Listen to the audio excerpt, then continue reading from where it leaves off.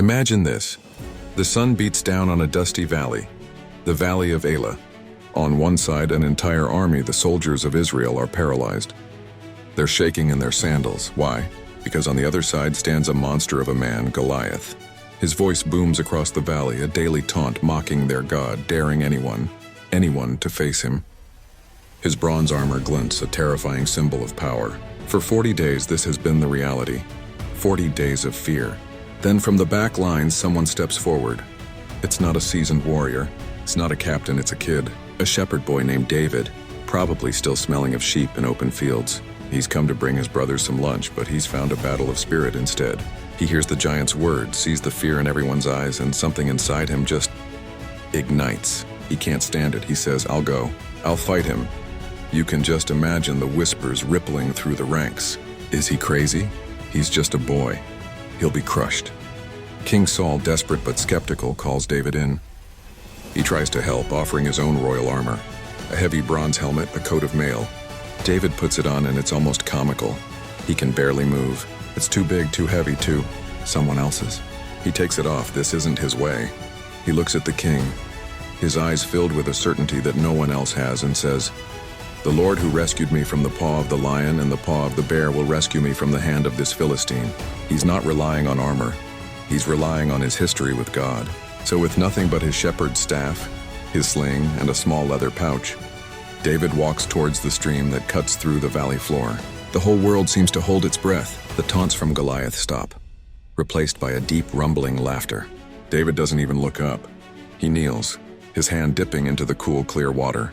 He carefully selects 5 smooth stones worn perfect by the current. 5 small stones against an armored giant. It looks like a fool's errand. He stands up and walks forward, closing the distance between himself and the 9-foot-tall warrior. The crowd is dead silent. Goliath bellows, "Am I a dog that you come at me with sticks?" David's reply isn't a warrior's boast. It's a declaration of faith. "You come against me with sword and spear and javelin, but I come against you in the name of the Lord Almighty." Then it happens. David places one of those small, smooth stones into his sling. He begins to whirl it, slowly at first, then faster and faster. The air whistles. It's a dance of wind, dust, and pure divine courage. It's the culmination of every predator he's ever protected his flock from. Every moment he spent trusting God alone in the wilderness. He lets it fly, one single stone. It soars through the air, a tiny speck on a collision course with destiny. It finds the one small patch of vulnerability on the giant, the space on his forehead right below the helmet. The stone sinks in and the giant falls. He crashes to the earth with a sound that echoes like thunder. For a second, there is absolute stunned silence. Then the silence shatters into a roar of disbelief, of awe, of victory. David stands there, the sling hanging limp in his hand. The Bible doesn't say this, but I imagine tears welling in his eyes. Not from sadness, but from overwhelming gratitude. He knew. He knew it wasn't his strength, his aim, or his bravery that won the day. It was God's. Sometimes the faith we have can feel small, insignificant, like a pebble against a mountain. But we have to remember, faith isn't measured by its size. It's measured by where you place it. Sometimes faith looks small until it stands before fear.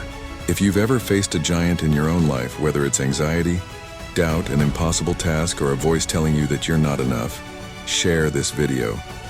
Let it be a reminder that courage powered by faith still wins.